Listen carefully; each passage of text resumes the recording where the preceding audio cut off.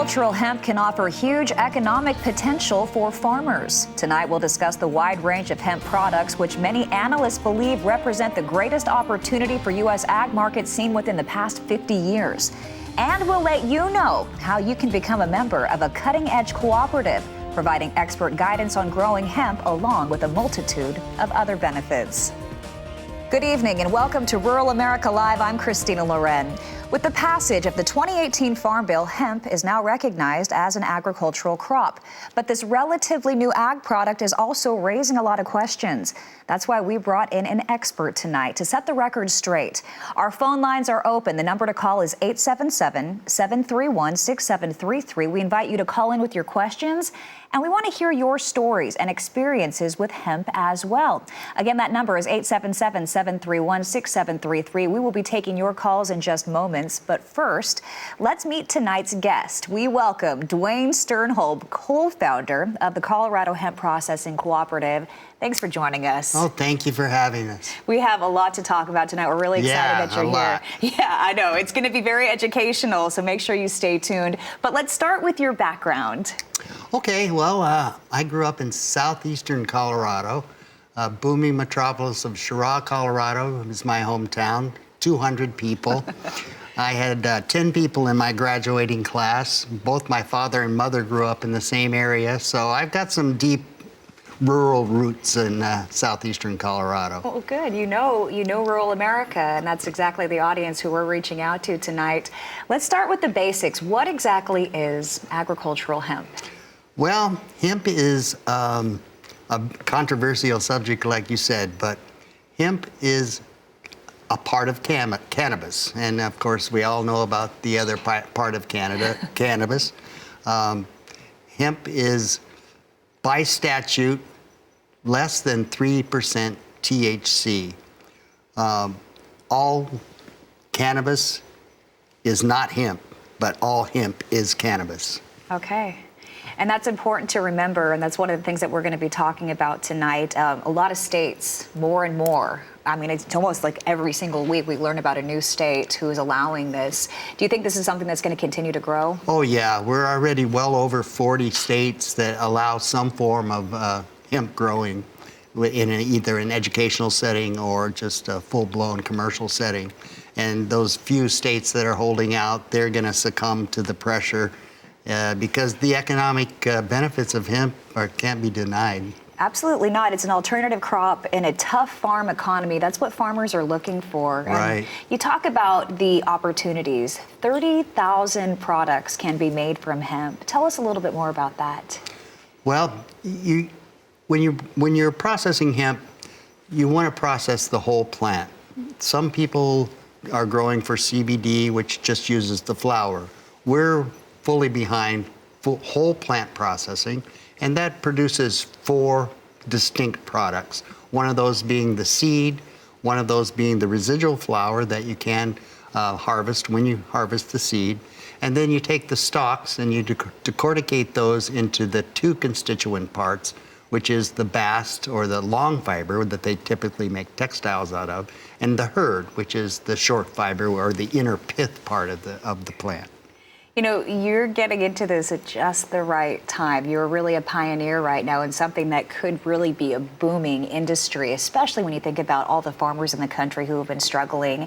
Tell us about the Colorado Hemp Processing Cooperative and what makes it unique. Well, we looked at all the business models when we were forming this.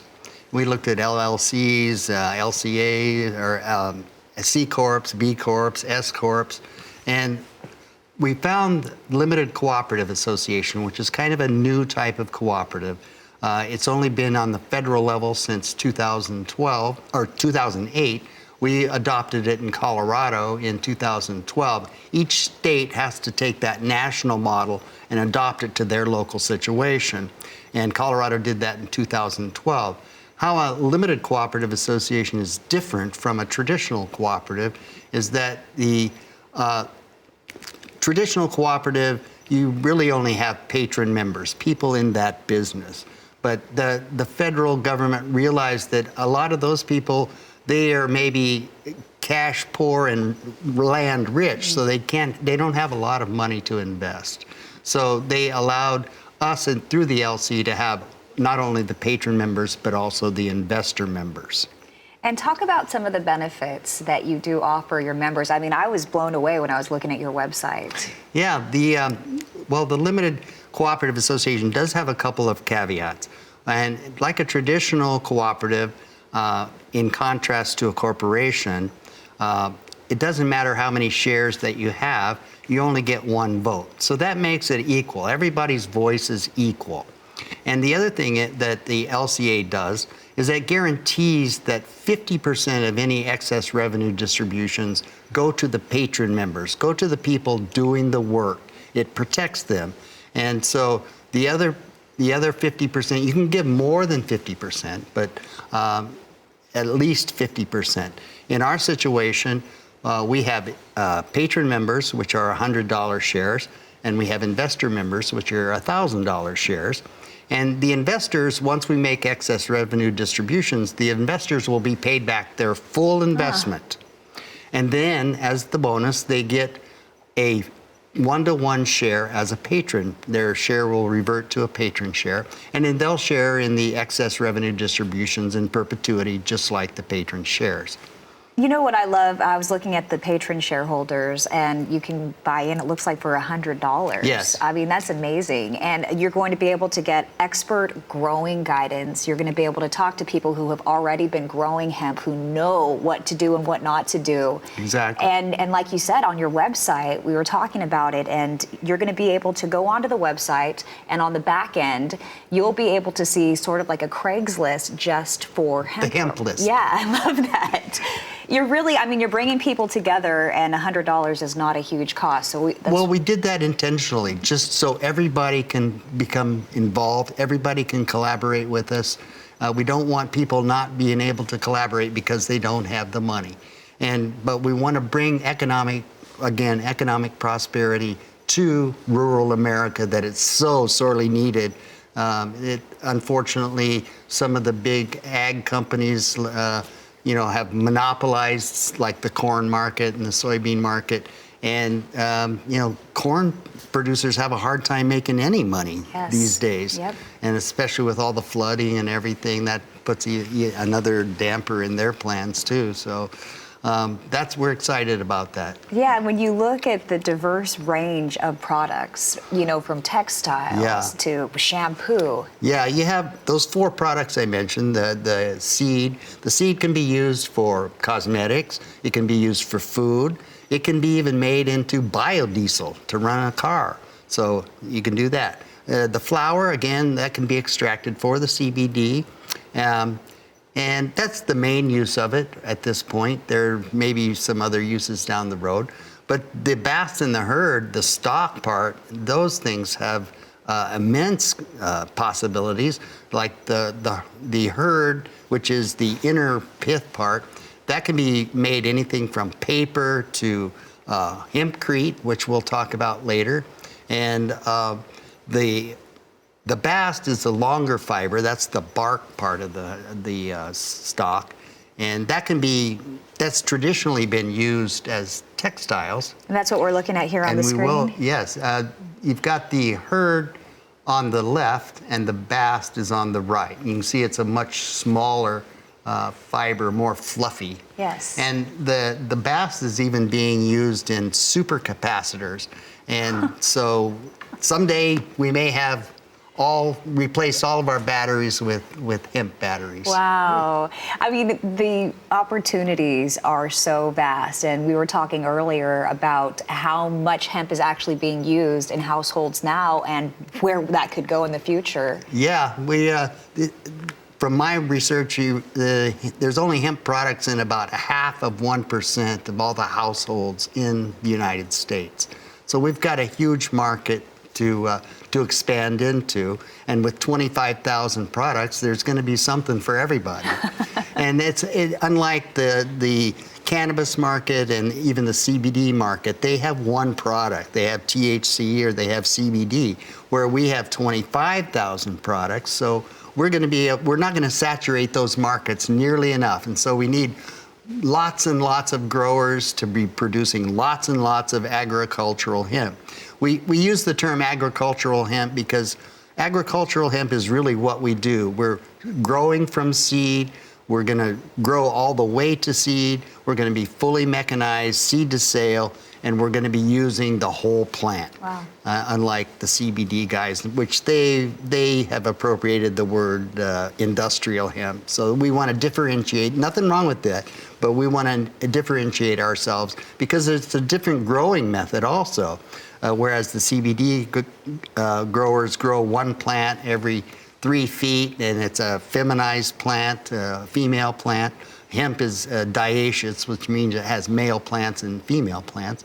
And you can also, there's a process you can do, make feminized seed, and it's a very time-consuming process, but when you do that, it's not 100%. So even if you buy feminized seed at $25,000 a pound, you're still going to get some male plants in there. And then even if there's no male plants, the hemp plant can go hermaphroditic and pollinate itself. So you're working kind of against Mother Nature in that sense, where what we're doing is in harmony with Mother Nature. You know, and I do want to clarify as well, you are from Colorado where recreational cannabis is legal, but you have nothing to do with that. No, CHPC is very different. Yes, by statute, we talked about, hemp has to have less than 0.3% THC, and the only way you'll get high on it is to make a rope and climb a tree. And that is really important, even though the plants actually look very similar. Yeah, you can't tell the difference. You have to do a high-performance gas chromatography test to really determine which one is hemp and which one is not. Wow. Well, you know, the way that hemp producers and just the crop itself is growing so rapidly across this country, I think a lot of people do realize there's a lot of economic benefits to growing hemp. And we're going to talk about that coming up. But as we all know, what's being planted is important when it comes to soil health. It's absolutely critical.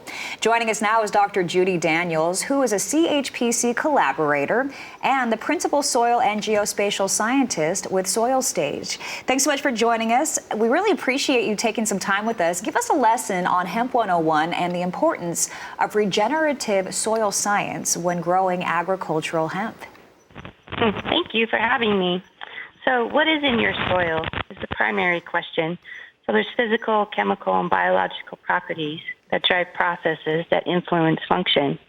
For hemp, the physical properties of sand, silt, and clay are one indicator for nutrient availability and water available holding capacity within the root zone. The chemical properties of nitrogen, phosphorus, potassium, calcium, magnesium, boron, copper, and cobalt, for example, are macro and micronutrients that the plants need to grow. These chemical analyses are also critical in evaluating background levels of heavy metal, like lead, iron, arsenic, and selenium. You ask, why is this important? Because this plant is a phytoremediator, which means this plant uptakes toxic chemicals and stores them in their plant tissue. So understanding these background levels is critical information to a grower. The biological properties are influenced by levels of organic matter, which also behaves similarly to clay, by which it holds nutrients that the plants and microbial communities need. There are over 100 million microbes in 1 gram of soil, so it is important to increase the above-ground biodiversity through cover crops and companion planting to activate the organisms by which the hemp needs to be more productive. Other elements like water are very important to the soil profile by which they exchange nutrients between the root system and the plant. In addition, understanding how air moves through the soil also affects plant growth. We can also see compaction at depth, so understanding where that compaction level happens will influence how plants behave in that root zone as well. So understanding and having organic matter between 1 and 5% will allow the plants to behave and grow and have a higher yield, which in turn speaks to the cation exchange capacity by which nutrients are held in the soil like I spoke to earlier, this organic matter and clay are your two primary components for holding those nutrients that your plants need. So the combination of all these properties plus more translate to a grower as an indicator of how much money needs to be spent, or how much, and more importantly, how much money can be saved by understanding the variability of soils as they move across the landscape, and by depth, mainly focusing on the root zone.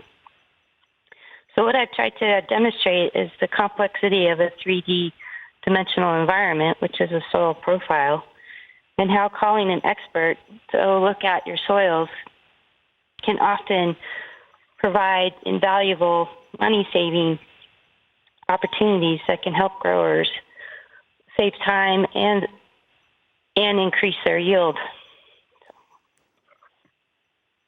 All right, Judy, we are so grateful for you taking some time to explain that very complicated process to us and the importance of soil health and really bringing it back home. When you join the cooperative, you're going to get to talk to collaborators with PhDs who know what they're talking about if you have questions, just like Judy. Right.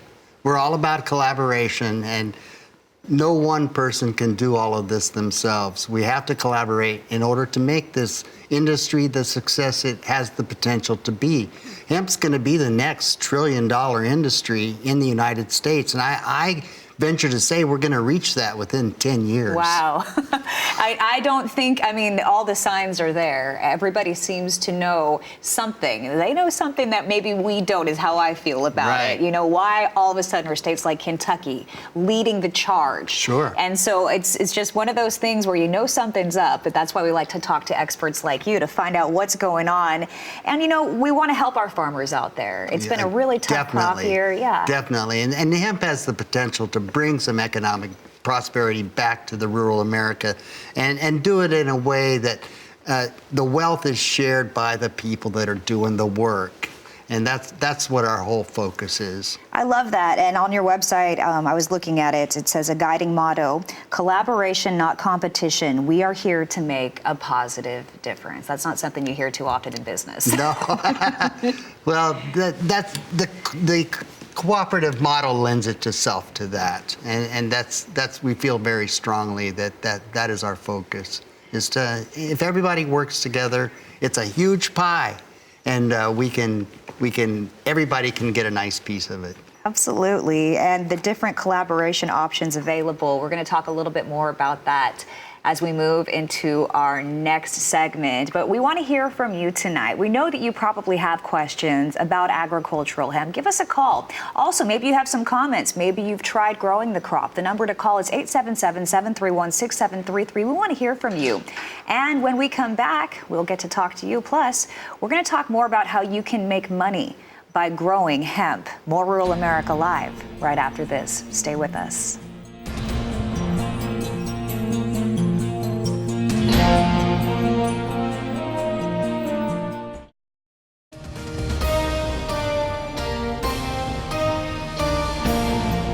Welcome back to Rural America Live. Tonight, we are joined by Dwayne Sternhold, co-founder of the Colorado Hemp Processing Cooperative. And we want to hear from you. What questions do you have about growing agricultural hemp? Maybe you have some tips to share.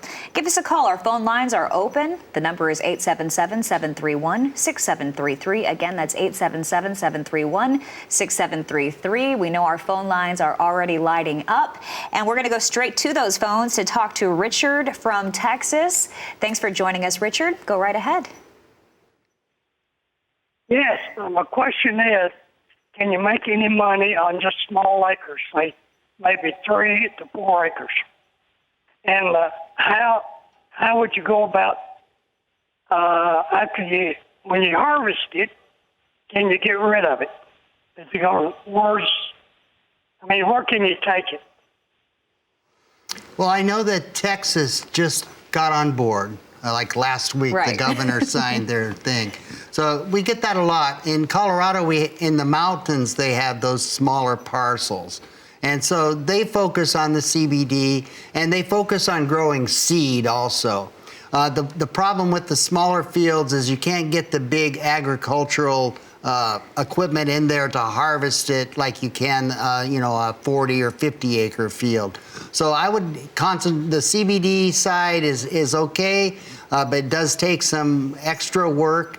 Or just focus on the seed. Even if the average yield of seed is about 700 pounds an acre. So if you have 4 acres, that's 2,800 pounds. And if you get $10 a pound, that's some good money. It's more than you're going to make than if you're growing corn or wheat, probably, at much less expense. And what's great about it as well is, you could grow it in Texas, you could grow it in Illinois. It's a very versatile crop. Yeah, it'll grow on all continents except for Antarctica. Very interesting. Thank you for that call, Richard. Really appreciate it. That leaves a line open for you, 877-731-6733. And Dwayne, I think that's going to be the number one question that we're getting, type of question we get tonight is, how can I make money from growing hemp? And as we see more and more states hopping on board, allowing it, where do you think the industry is headed, say, in the next 10 to 20 years? Well, there's going to be a lot of consolidation. The cooperative model we feel is the best, and what we want to see is cooperatives growing in every state, because, again, that brings the economic prosperity to the people doing the work. And our ultimate goal is to have cooperatives in every state, every cooperative a member of each other's cooperative. That way we're all working on the same page, we're all collaborating, we're all can share the resources like the cultivars or the machinery, the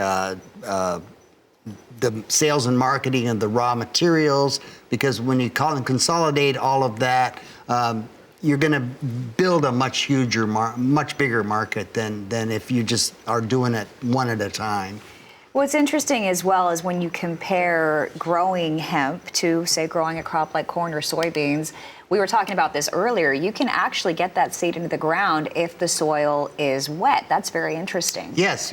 And even in Colorado, you can actually plant hemp in April and it'll come up and it might even freeze, but it'll still continue to grow. And it's the plant itself is determined by the growth cycle is determined by the amount of hours in the sun. And so once you get to a certain point, it's going to stop growing and then it'll go into flower and then turn into seed. You know, it's interesting as well, if you do join or you collaborate with others in a cooperative, you're able to find out about what's happening in Washington, D.C. when it comes to regulation. What are the lobbyists doing? Right. I mean, you're right there on the cutting edge, finding out everything that's happening in regards to growing hemp. And, new hybrids. That's important information that's not easy to access on the internet right now. That's true. What our biggest fear is that some of the big ag people are going to come in and try to monopolize everything like they've done with corn. They want to introduce GMOs, hemp into the marketplace, which I just don't feel comfortable about that. In fact, in Colorado, we're talking to our legislators and our local county commissioners to try to ban GMO hemp from being grown there, just to protect the growers again, so they don't get in the same situation that they have with corn or soybeans. Right. So, but this is so interesting, and it's so important to stay informed, to stay connected, and that's another benefit of being a part of a cooperative like CHPC. Yes, in the backside of our website, we're going to be having what we call the hemp list, which is kind of like Craigslist. And so all of our shareholders can collaborate with each other.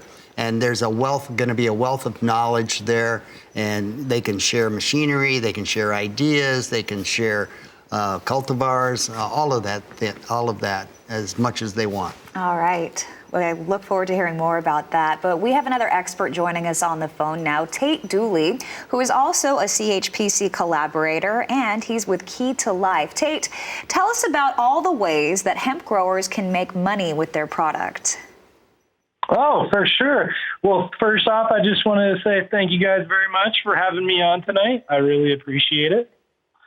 And basically there's a lot of different ways that hemp farmers can make money on their products. The beautiful part about this plant is every single aspect of it is a revenue generator. So if you look at the stems, if you look at the seeds can be used for not only agricultural purposes, but also food purposes for not only humans but animals, pressed into hemp seed oil and a lot of different things.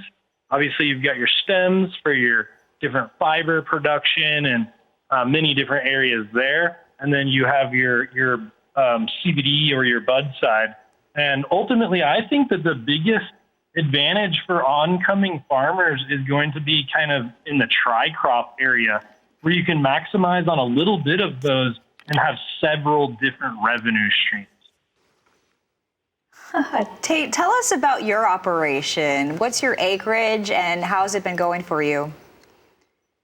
It's going very well. So this is myself second year farming hemp. I have been in the hemp farming supply side for about 4 years now.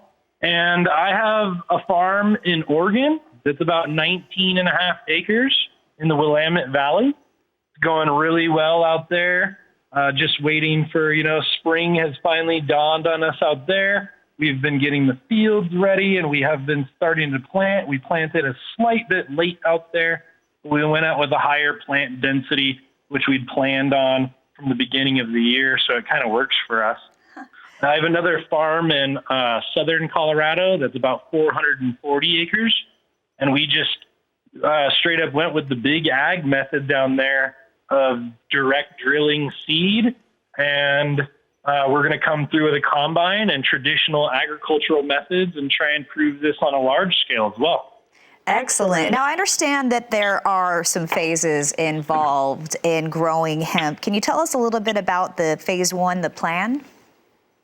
Oh, 100%. So, yeah, the most important part about hemp farming is having your end goal in mind. And that all comes back to your plan.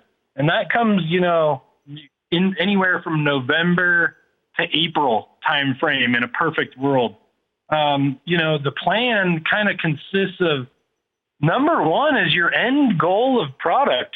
Are you going for fiber? Are you going for seed? Are you going for CBD? There's a lot of different things. And that will really allow you to make your plan and your strategy to find your sources and your services, to get your education lined up with your sources and services, and be able to map out a perfect execution plan.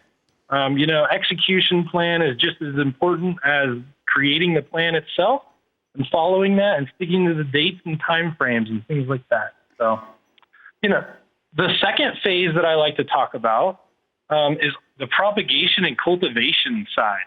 That's your crop and cycle management, your fertigation and irrigation, your pest production management. A lot of different things go into the growing side. So, once again, kind of your cultivation method and your end goal, going back to your plan, has a lot to do with your growing style and your cultivation style. Great. What about phase three, the pre and post harvesting?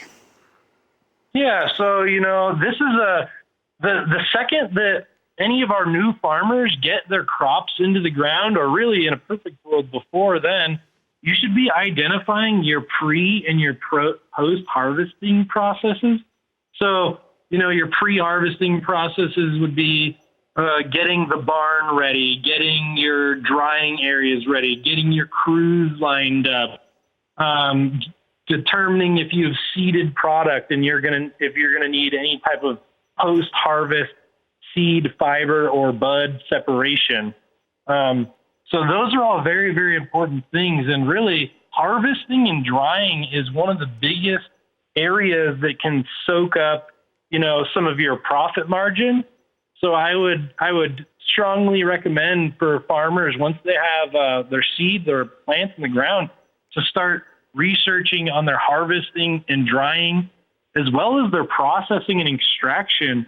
Because at the end of the day, if you come to the extraction side or the processing side late, or like right as the harvest season is kicking in, you're going to run into a really bad problem of kind of being, on the middle burner or back burner priority for some of these processors. So the best thing to do is to create those relationships early in the season, get your processors or your extractors lined up, have the talk with them, get on their schedule. All these things are very, very important. I saw a lot of farmers last year that had all of their profit vanish at harvesting because they didn't have the forethought to line up their plan for harvesting and extraction. So that's really big. Oh my gosh, that's such valuable information. Thank you so much for joining us, Tate Dooley. Really appreciate that. And he's another gentleman who has been growing for quite some time, knows what he's doing. When he talks about the bud, he's talking about the flower, which is actually what's used to make that CBD oil. Correct. Is that correct? Okay. Correct. And another gentleman who can really help out, he's part of the Cooperative. Yes. He's a collaborator, someone that you can ask questions to as you're trying to get your operation up and running. Okay, thank you for that, Tate. Really appreciate that. We're going to go to the phones now. Karen from Michigan, thanks for joining the conversation. Go right ahead. Hi, I'm curious how greenhouse growers can fit into the hemp industry. Greenhouse growers, how if you can grow indoors? You can grow hemp indoors. Greenhouses are usually more reserved for the CBD growers and the other cannabis growers. The biggest problem that you have when you're growing those crops is you don't want to get pollinated.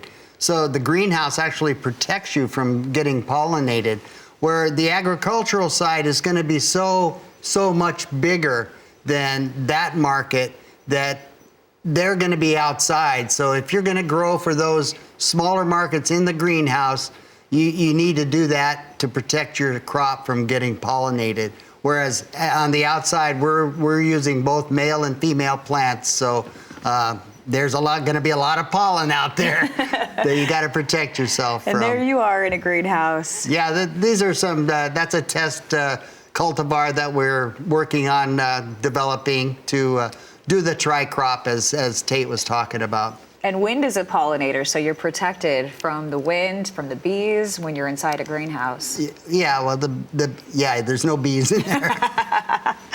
All right, appreciate that call. That leaves a line open for you. Thank you, Karen. 877-731-6733. We know you have questions about growing agricultural hemp, and that's why we brought in an expert tonight to take those questions. Also, maybe you have some experience that you can enlighten us with. Go ahead and give us a call, 877-731-6733.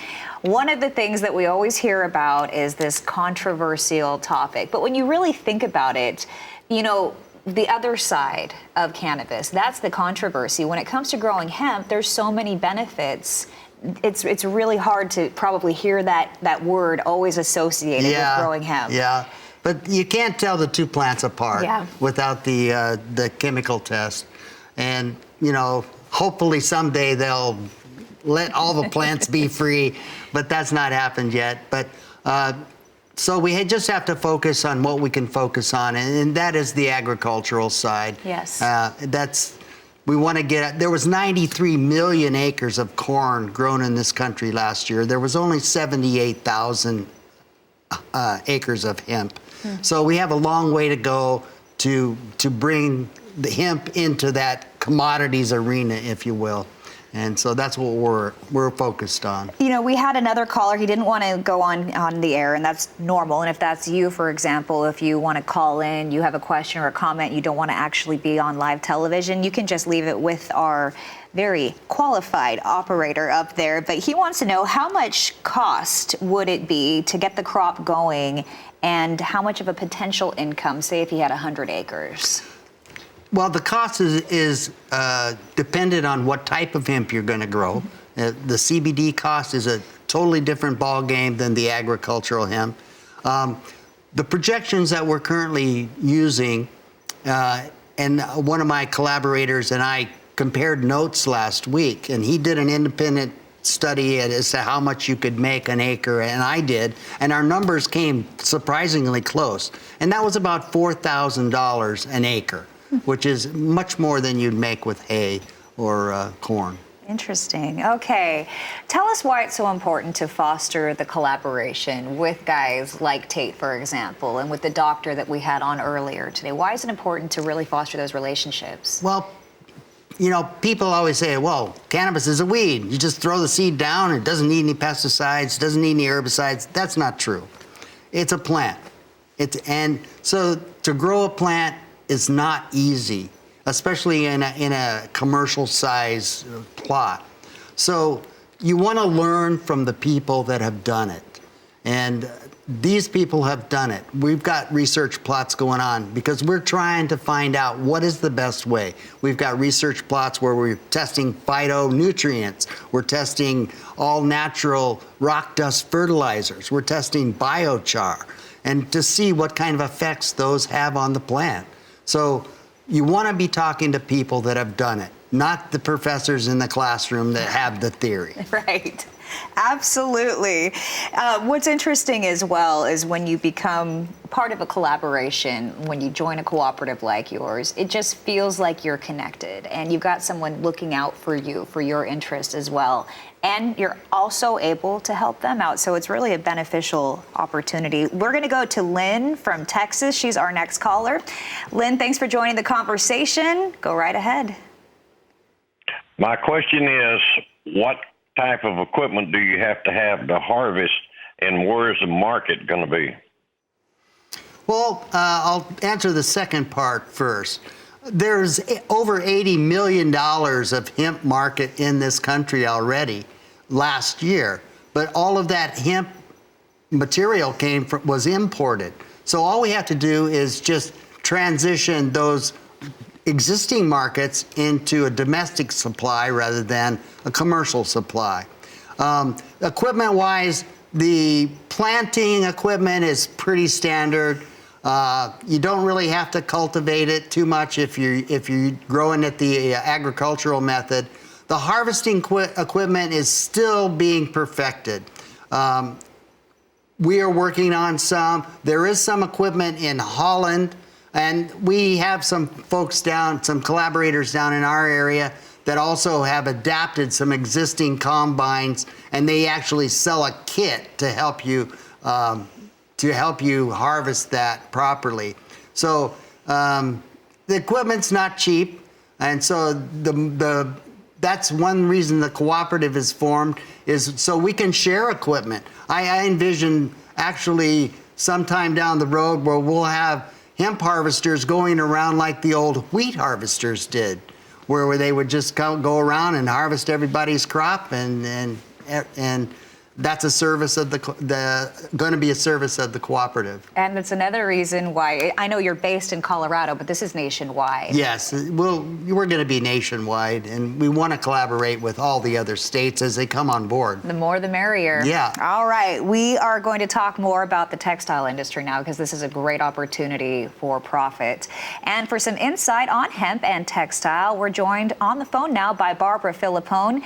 Now, she is a CHPC collaborator, and she's also the founder and president of Enviro Textiles. Barbara, I understand you've traveled all over the world. In your opinion, what is the current state of the hemp textile industry? Confused. We have, I want to cover three issues. We have two hemp industries going on. We have the cannabis CBD shrubs, and we have, as Dwayne calls it, agricultural hemp, I call it industrial hemp. Two entirely different value-added products. A lot of the Americans think we're going to get fiber to make textiles from both, but they don't realize the fiber strictly comes from the bark. The bark has to be removed from the core of the plant. So with CBD, as I call them shrubs, it's like a wood pulp. So it's a soft wood. You can't remove the bark to make fiber. But what can happen, and we're seeing in a lot of the textile journals, what's called rayon or viscose, which is a chemical process. And the terms they use to make it sound more sustainable or environmentally friendly is they say the processing methods are closed loop. Well, there's mechanical processes and there's other natural processes. So if you look at the economy of the scale of agricultural hemp, industrial hemp, as it's historically been grown, the economy of the scale of the fiber doesn't warrant yet the infrastructure to build based on what's currently being grown. So that tall, thin stalk that's planted about 100 plants per square meter is not all fiber. A lot of people think that the core or the entire stalk is fiber. It's not. It's just from the bark. So what I see happening for whatever bast, because that's what it's called, the bark of industrial hemp, fiber is a mechanical process that will utilize that bast fiber for non-woven composite for twine and cordage. And currently, the U.S. government in their next codes, which is government contracts, are requesting fibrous rope. So the industry is waiting for the proper hemp to be grown that will not only yield grain, which will produce oil and oil that's used in body care, used for lubricants, used in food products, but to utilize the whole plant.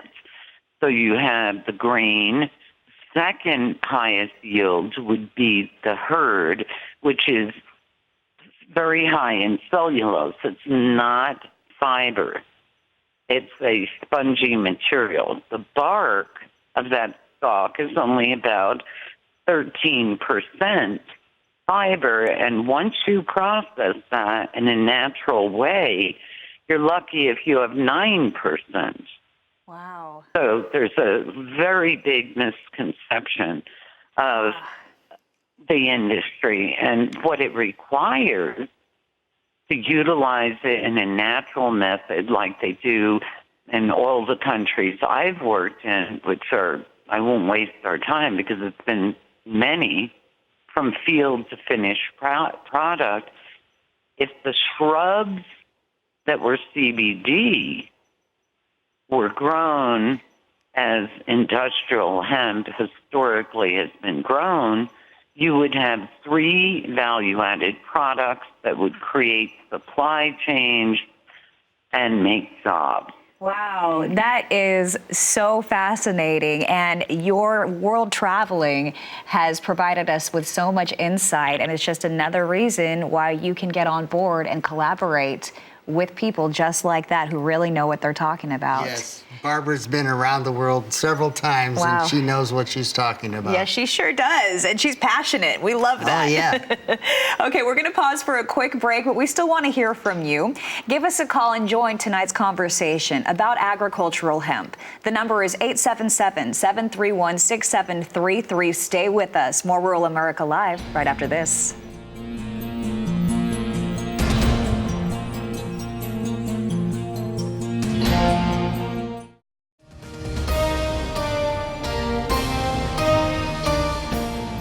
Welcome back to Rural America Live. Tonight we are talking about agricultural hemp with Dwayne Sternholm, co-founder of the Colorado Hemp Processing Cooperative. And we're taking your calls. Do you have experience growing hemp? Do you have questions? Or maybe you've used a product with hemp in it. We want to hear from you. Give us a call at 877-731-6733. We want to thank you for your patience, those who are waiting on the phone. We'll get to you in just a moment. But first, we've been talking about how hemp can be used in a wide range of products, even building materials. Joining us now by phone is Melissa Rabe, who is a CHPC collaborator and the owner of Loveland Hemp Company. Tell us about how hemp can be used for building materials, Melissa. Hey, guys. Yeah, thank you so much for having me on this evening. I just want to give you a little bit of background about my husband, Josh, and myself and Loveland Hemp Company. In 2012, we got a good introduction into industrial hemp by a friend of ours. In 2013, we had a very massive wildfire come through northern Colorado. And it really spurred us to think about the fire-resistant properties of building with industrial hemp. And as such, a friend of ours had his cabin burnt down in the High Park fire. And we all decided to collaborate and build him an industrial hemp home. So in 2013, we started cutting logs from the burnt grounds that his house lived on, and we framed it up. And I got to tell you, it was very difficult to do as it was. It was a lot of hand packing, and it took a lot of people to help us get through and accomplish our goal. But by 2015, we actually received a certificate of occupancy for that house, and we were super proud because then that means people actually get to live in it, and it is a forever home now. After that, in 2016, we went ahead and started a project building a geodesic dome with industrial hemp. We set out and built a 20-foot 3V geodesic dome with the industrial hemp as an infill for the insulation and stucco on the outside. We were super proud of both projects and really learned a lot about hemp building. And as it sits today with industrial hemp building, it is a very laborious product to create. One of the things that we see in our future is that people are finding ways to make this hemp building a lot easier and a lot more streamlined, where we can still get the breathable homes that we're looking for out of industrial hemp, and as well as the fire-resistant properties that come with the lime being mixed with that industrial hemp. Lime and industrial hemp hurd are very happy together because they actually create an elliptical bond, causing the industrial hemp hurd to solidify over time, and the lime absorbs carbon, and it all becomes limestone over a period of time close to 60 years. That makes it a forever home that can't really be destroyed in some ways. We're looking forward to the amount of composites that are being researched currently out of this industrial hemp. And when I say industrial hemp, I'm really talking about the very tall seeding, what we call kind of a tri-purpose hemp. It actually has three uses to it, one of which the first is the seed off the top. As a grain, a feed, a seed is so good for you. Number two is the hurd from the inside of the hemp stalk. And the third, of course, being the fiber, which I'm sure you heard a lot about from Barbara Philippone.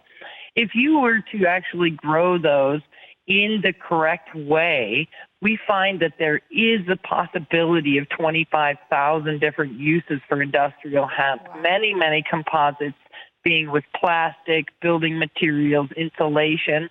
I do know currently that the Colorado Hemp Cooperative is working with CSU on a project where they're trying to determine if they can make structural elements with industrial hemp. So that would mean the framing of your home, possibly even the roof trussing of your home could also be made out of this industrial hemp. Wow. We've got a little bit of time for research and development for those products, but as a nation, as we start to legalize this industrial hemp and folks get on board with growing it in the right way, then we find we can really take off in the future with all this research and development. Oh, Melissa. There's so many things out there. Yeah, I mean, wow, you just brought a lot of our eyes wide open just hearing about that, especially when it comes to the fire-resistant properties. Just fascinating. Melissa Ray, thank you so much for joining us.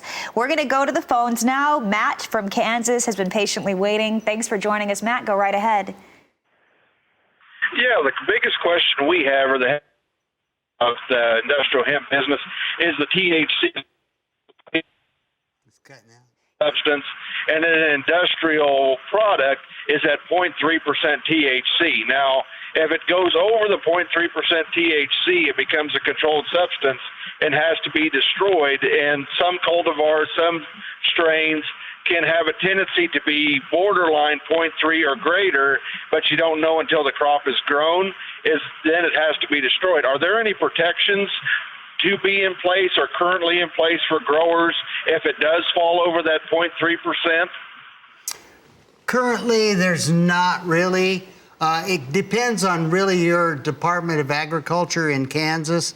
In Colorado, the Colorado Department of Agriculture wants us to be successful, but they have to go by their rules. So they kind of give you a little leeway. If you're between 0.3 and but still less than 0.4, they just go by the first number.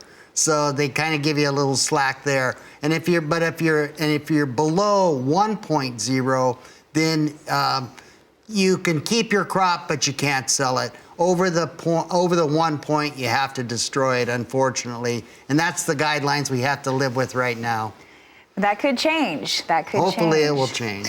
Okay, we are running out of time here. It's been such a fascinating show, but let's remind our viewers of how they can get involved in your cooperative. Yes, we have our new website. There's information on there on how to become a shareholder. If you want to use a debit card or a credit card, you can use it on the website. If you prefer to use a check or some other method, you can contact us through the website, and we will make arrangements on however you want to make any payments. But the important thing is we have to get this started correctly, and we have to get it started now so we can work out all the bugs as the other states come online. We have to collaborate. We need money to do this. Unfortunately, an $8 million hemp processing facility is not free. Right. So anybody that can help us out, we appreciate it, and the rewards are going to be for everybody. That's it. They're not just helping you out; they'll be helping themselves out for as little as $100. And all rural America. That's right. All of rural America. You'll have access to some of the experts that we had a chance to hear from tonight, who really have done their homework, who can help you so that you don't make costly mistakes. It could actually help you from wasted money. Exactly. You know, when you're starting with a new crop like this, it's very risky. Yes. Okay, and you can see, if you'd like to learn more, Dwayne has been courteous enough to provide you with the information to all the experts who we've had a chance to talk with tonight. If you'd like to find out more from them about what it's like to be a part of the cooperative, you can see their information is right there on the screen. And Dwayne, we've got about a minute left. Do you have any final thoughts? Well, the final thoughts are we just need to get this going as quickly as possible, because almost all the states are online now with growing industrial hemp. And so unfortunately, we only get one crop a year in our area, so it takes a long time to develop all the infrastructure that we need. If I had a full processing plant up to today, I wouldn't have anything to put in it, because we're teaching people how to grow agricultural hemp, and we're also going to be taking waste and making it into something useful. Well, you're pioneers in the industry. Really looking forward to hopefully you coming back on the show, letting us know how you're progressing. I want to give out that website one more time. It's CHPC.org.